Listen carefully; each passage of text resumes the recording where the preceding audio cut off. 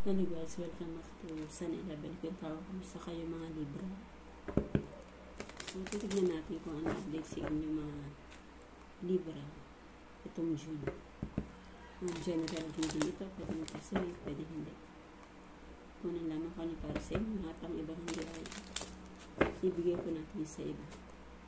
So, mga Libra, no? Maraming salamat sa patuloy na pagsuporta. Maraming salamat po.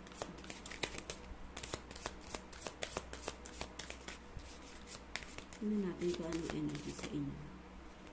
Itong June. Diba?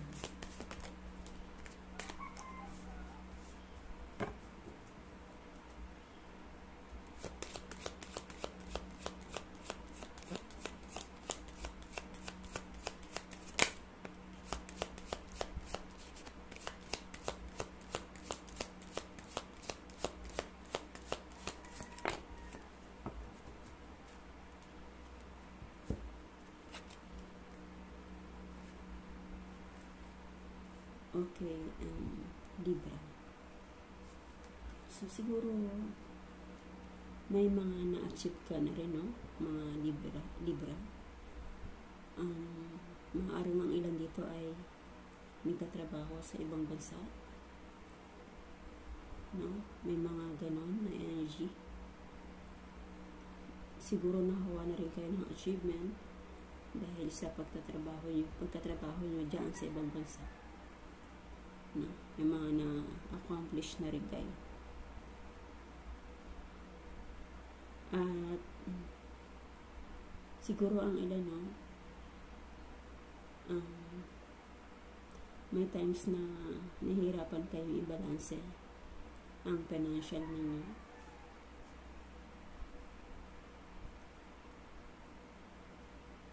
May mga sitwasyon na parang may mga nawala or may mga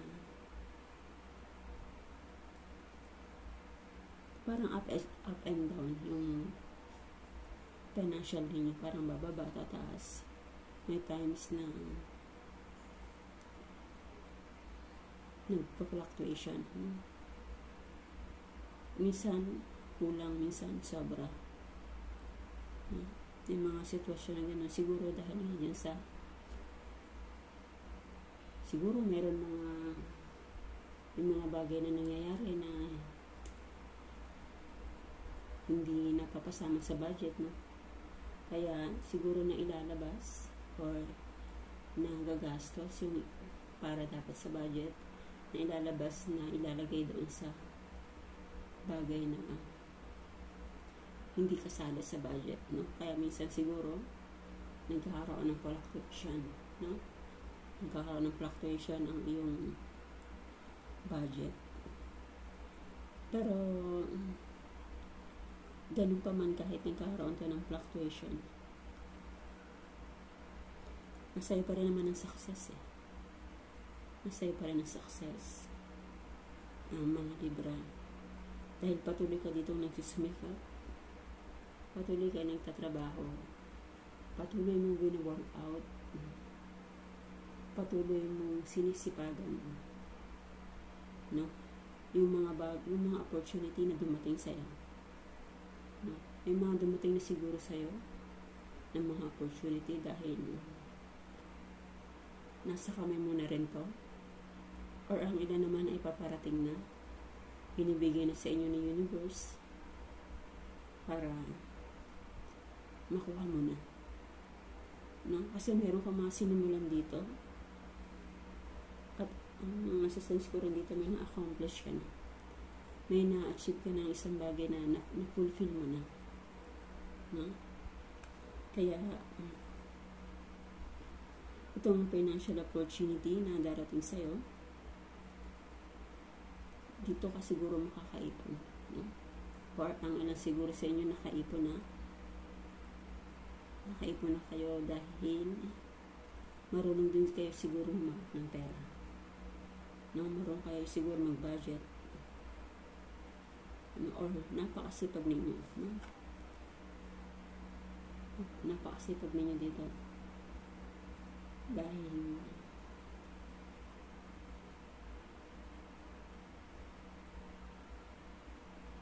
Dahil may mga ideya ka kasi, no?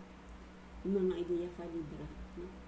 Siguro meron ka pang mga ibang bagay na ginagawang trabaho, no? Ito rin siguro yung bagong paparating sa'yo na trabaho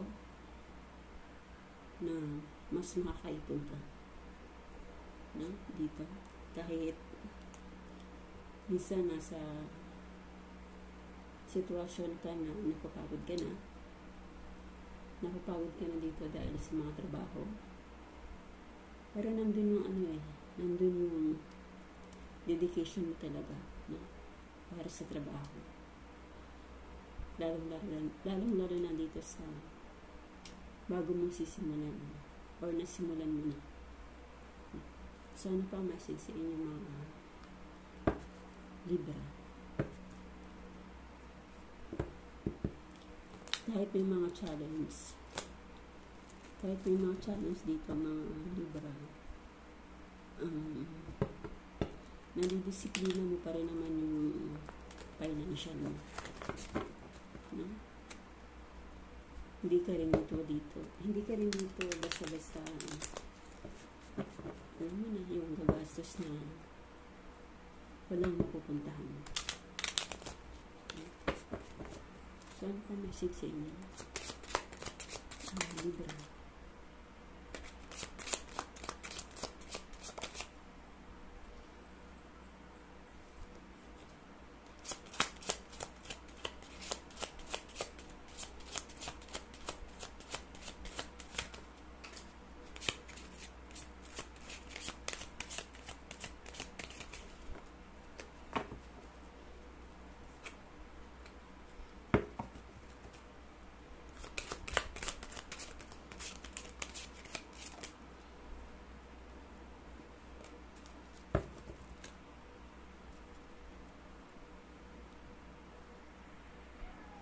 Okay, Libra. Excuse. Ito na nga siguro yung na-achieve ninyo, no? Na sinabi ko kanina, na meron ka na siguro dito na-accomplish. Na meron ka ng tinayong business, no?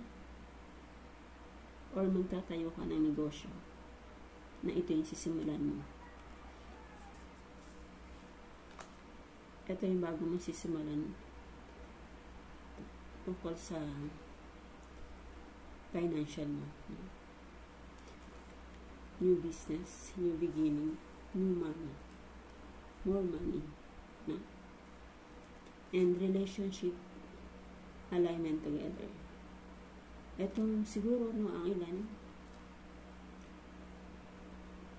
itong kung nagtatrabaho ka sa ibang bansa, itong relasyon, no, ng person mo, magkakaroon na mas malalim na connection, no? May mga connection na magaganap na magiging masaya ka, no? Dahil minahal mo rin siguro itong taong to for someone, no? At nag-suffered ka. Ito siguro yung talagang dahil nga nasa ibang lugar ka, nasa ibang bansa ka, nagsasuffer ka, nagsasakripisyo ka para sa pamilya mo, para sa negosyo mo na umpisa. Dahil patuloy ka dito, patuloy ka nagtatrabaho dito, nagsasuffer ka para sa financial growth mo, no? Mga Libra. So, ano pa message sa inyo ng angels? Mga Libra.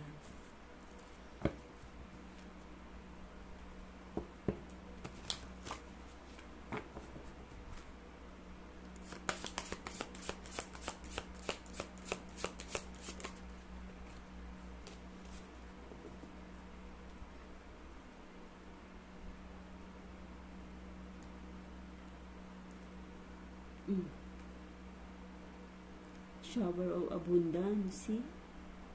shower of abundance.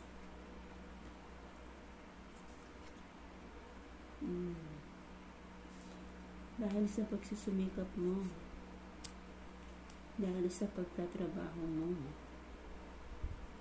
dahil sa pagtatrabaho mo din sa ibang bansa or sa negosyo na sinimulan mo, at din sa pagsasakripisyo mo sa ibang bansa habang ikaw nagtatrabaho para mo sila mong mapalaki yung financial growth mo. Kaya bumuhusan ka ng biyaya. To heal your financial situation, first, give us your words concerning money. So, sinasabihan ka na forgive us yung mga words mo about sa money. Huwag kang mag-alala kasi we will guide you in order to show you how to create and accept abundance. Gagayad ka nila kung paano mo gagawin, at kung paano mo ito ma-create para ma-accept mo itong mga abundance na paparating sa'yo.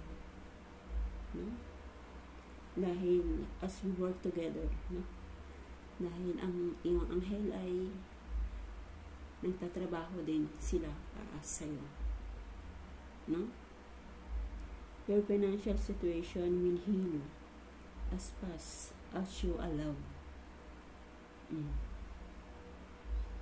So, yan po ang message sa inyo mga Libra. Wow, ganda,